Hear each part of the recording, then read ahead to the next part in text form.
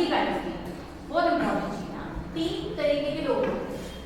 पहला जो सुन के सीख जाता है, दूसरा जो देख के सीख जाता है, और तीसरा जो एक्सपीरियंस करके सीखता है।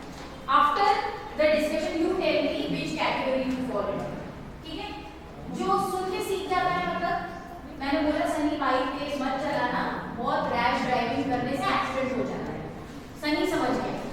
ठीक है, फिर मैंने किसी और XYZ को इनको बोला ये सेम चीज, तो ना इनको नहीं समझ आया, है ना। ये जब आंख से देखी कि अरे वो बहुत तेज चला रहा था, जाके कहीं टकरा गया, तो फिर अरे हाँ तेज चलाने से तो एक्सीडेंट हो जाता है, तब इनको समझ में आया।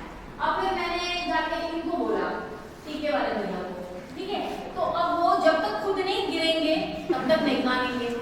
एक आध मान लो टूटे ना, फ्रैक्चर होना, these are three kind of. So when you sitting here, you are attending my session.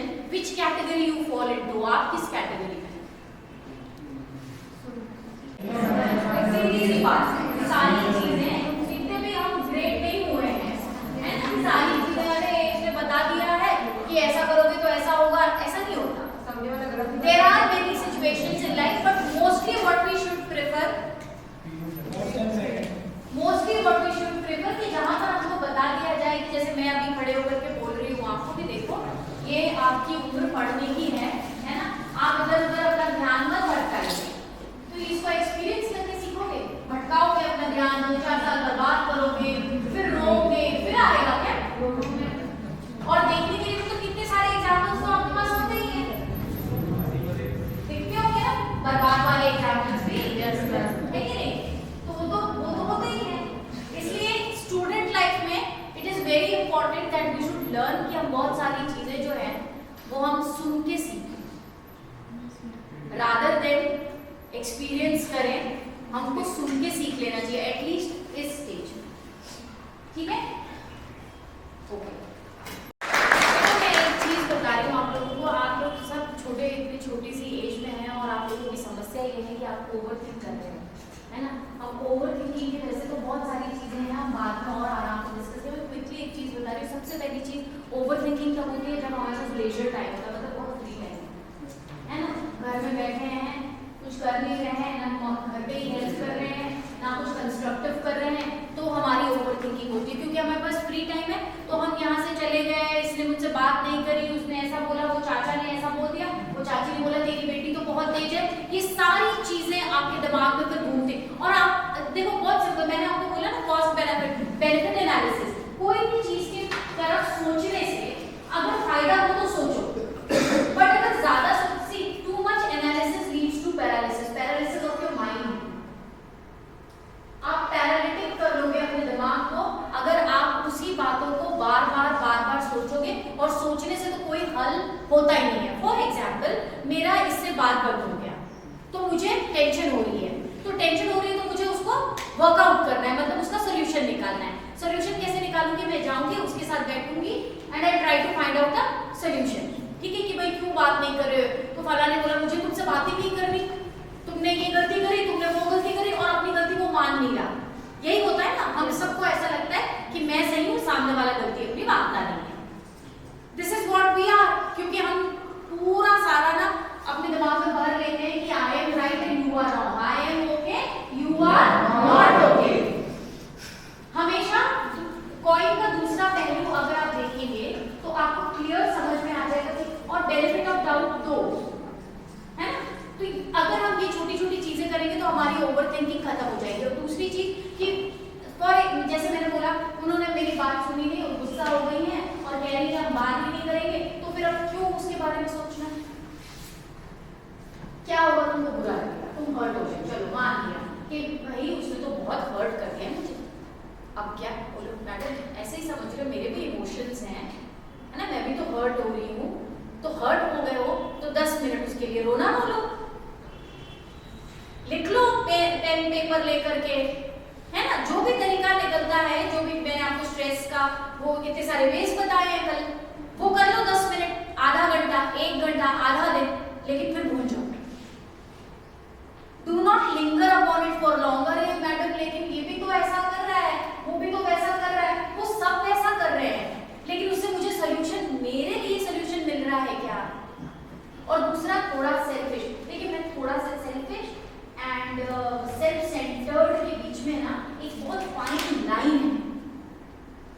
ठीक है। सेल्फिश और सेल्फ सेंटर्ड के बीच में बहुत फाइन लाइन ड्रॉ की हुई है। Be self centred. जब आपको लगे कि फला व्यक्ति मेरा मेंटल पीस डिस्टर्ब कर रहा है तो आप थोड़ा सा डिस्टेंस बना लें। अब आप मुझे बोलोगे कि वो तो मैम हो ही नहीं सकता, नहीं हो पाएगा। घर का एक आदमी परेशान करे तो क्या करें? ऐसा नहीं हो पाएगा। घर का है, घर पे ही है, क्या करेंगे? बोलो, घर का ही आदमी अगर परेशान करेगा तो क्या करेंगे? कितना इग्नोर करें? कैसे इग्नोर करोगे? घर का आदमी है, घर में आपके साथ ही रह रहा है। बात करेंगे, समझाएंगे, बात करके और वो समझ गया तो वेरी गुड। हाँ, अगर सामने वाला सुनना ही नहीं चाहता कि हम क्या बोल रहे हैं तो फिर क्या तो हम क्या करेंगे? Very good. हाँ, आ रही हूँ मैं राजीव, आपके पॉइंट पे आए। हाँ, एक तरीके से हो सकता है, पर उसके लिए ना से बहुत हेल्दी होना पड़ता है ना? कि मैं ऐसा बोलूँ कि क्या बोलते हैं, इट्स लाइक कि उसमें गंदे स्मेल में भी रहो और आपसे गंदा स्मेल भी ना आए, है ना? You are around bad people and then you will maintain yourself as a good person. Possible? Not possible, है ना? बहुत ऐसे टॉक्सिक एनवायरनमेंट में रहो और तुम बड़े एनर्जेटिक रहो, पॉसिबल है? Not possible. कहीं ना कहीं वो अफेक्ट करेगा, क्योंकि मैं सेंट तो हुई नहीं हूँ, मैं संत तो हूँ नहीं, है ना? सूफी संत तो नहीं बनी मैं, तो फिर क्या करेंगे? अब देखिए, जैसे राजीव ने बोला कि सामने वाला आदमी बहुत ज्यादा ही रूड है या बहुत ज्यादा ही टॉक्सिक है, कितना भी बोलो समझ नहीं रहा, सुन ही नहीं रहा, और आप मैम आप मुझे ऐसा कोई तरीका बताओ कि मैं उससे बाहर आ जाऊं और मुझे फर्क ना पड़े। पॉसिबल नहीं। आपको क्या करना है? उस सिचुएशन, उस जगह से बाहर निकलना है। तो कैसे बाहर निकलेंगे? मैडम मैं तो नहीं निकल सकती ना बाहर, मैं तो डिपेंडेंट हूँ, है ना? मम्मी पापा है, मैं डिपेंडेंट हूँ, मैं तो कमा रही, शादी भी नहीं, घर छोड़ के कहाँ जाऊँ? भाग तो नहीं सकती। क्या सोल्यूशन? सेल्फ डिपेंडेंट बनो, इंडिपेंडेंट बनो। फाइनेंशियल डिपेंडेंसी हो रही है ना, इसीलिए तो उस सिचुएशन से बाहर नहीं आ पा रहे हो। क्या डिपेंडेंसी है? Financial dependency. अगर फाइनेंशियल डिपेंडेंसी खत्म करोगे तो बाहर आ सकते हो ना, बीट अ गर्ल और अ बॉय। आजकल मुझे नहीं लगता किसी, अगर होता होगा I don't know, but then if you get a job तो सब पेरेंट्स अलाउ करते हैं, है ना?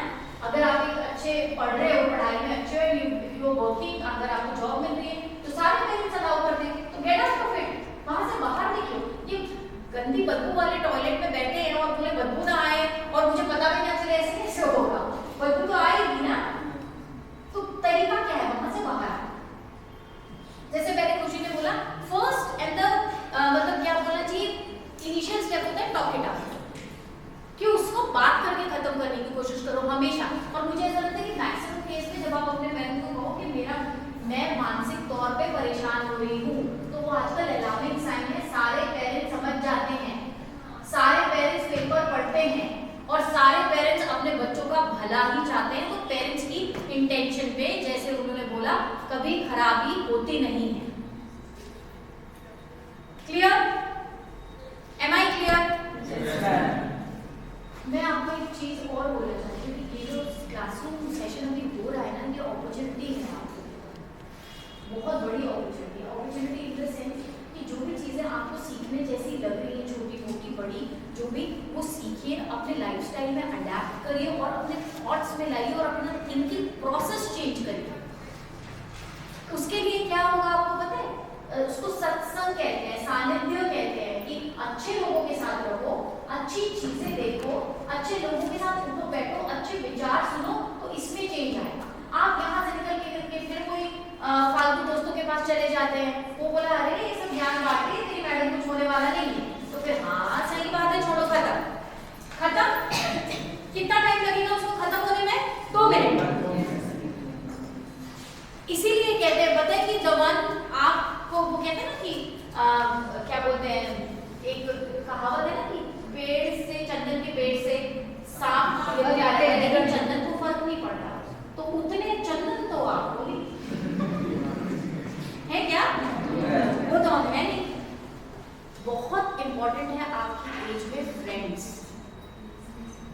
सही दोस्त बनाओगे ना तो सही जगह जाओ, क्योंकि मैक्सिमम टाइम एक एज के बाद आपका मैक्सिमम टाइम आपके फ्रेंड्स के साथ बीतता है।